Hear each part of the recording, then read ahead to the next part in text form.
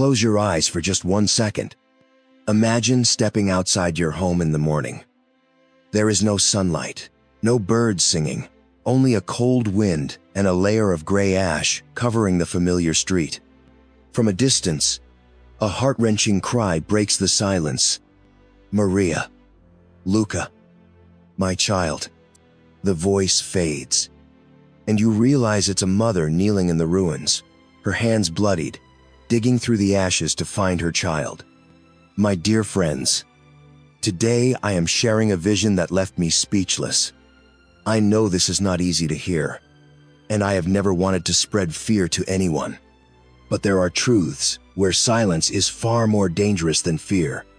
This is a vision from Vicka of Medjugorje, a woman who has seen what is coming for humanity.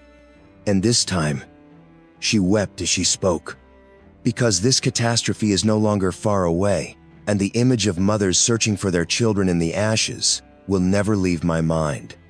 Today, I will tell you exactly what Vicka saw, why it is coming, and how we can protect our families before that moment arrives. The silence was heavier than death itself. No birds sang, no wind stirred the trees, only the lifeless gray of ash, blanketing the city like a funeral shroud. Rooftops sagged beneath the weight of dust. Cars, blackened and overturned, lined the streets that once carried laughter and life. Through this ghostly stillness, a cry pierced the air.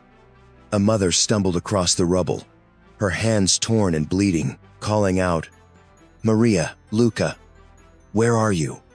Her voice cracked, swallowed by the emptiness.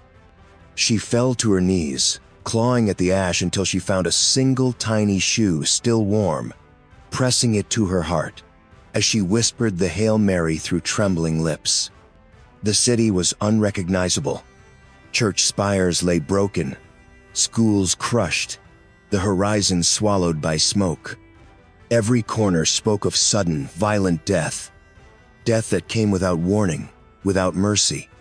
And in that haunting moment, the air seemed to whisper, this was no accident. Beneath the gray sky of ruin, the truth pressed upon the soul. This was no accident of nature. It was the harvest of seeds sown for decades, pride, rebellion, and the quiet consent to sin. The world had mocked innocence, celebrated what was forbidden, and called darkness light. In the streets where mothers now wept, laws had been passed to silence unborn cries. Families had been torn apart, and children had grown up without ever knowing a prayer. Fathers and mothers, lulled by comfort, closed their eyes to the slow erosion of faith. They thought tomorrow would always come, yet the day of reckoning rose silently, born from their own choices. This was not the cruelty of heaven, but the mirror of humanity's will.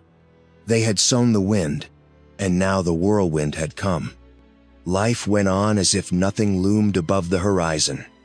People sipped coffee, strolled through markets, scrolled on glowing screens, ignoring the faint unease that brushed against their souls. Then, a white flash split the sky, followed by a low, rolling thunder that felt alive.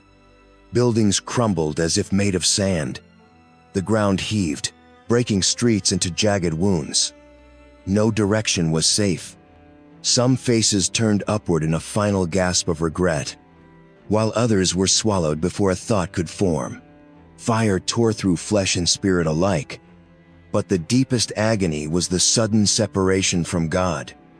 Among the ruins, invisible to human eyes, mothers reached for the souls of children who had never been carried to the font of baptism, their silent cries echoing through eternity. Amid the smoke and silence, a small remnant remained. They were not the powerful, nor the flawless, but humble hearts who had bent their knees in prayer, who had blessed their homes, confessed their sins, and whispered their children's names in nightly rosaries. Around them, the world lay in ruins, yet a strange stillness wrapped them like a mantle. They knelt among the ashes, fingers moving over the beads of the rosary, while an unearthly peace settled upon their faces.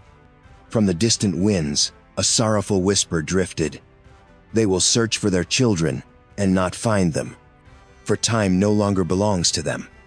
It felt like the weeping of heaven itself, a last echo calling humanity to turn back, while those who had prepared found shelter in the shadow of the Most High. The ashes you have seen in this vision are not in some distant land. They settle upon the streets we walk, the families we hold dear, and the churches where our children should have knelt. The warning is not a tale, it is a mirror, showing what is already unfolding around us. Now is the time to prepare, not tomorrow. Take your children to confession, lead them to receive the Eucharist, and bless your home, removing anything that offends the Lord. Fast and pray, and consecrate your household to the Sacred Heart of Jesus and the Immaculate Heart of Mary. Do not delay, for every heartbeat is a gift. God never warns without offering His protection. Like the ancient words of Joshua whisper, choose this day whom you will serve. And so I pray for you, for your family, your children, and our homeland. May heaven shield your home, and may the light of God never leave your doorstep. May the Lord bless you and your family. Act now, and you will never be alone.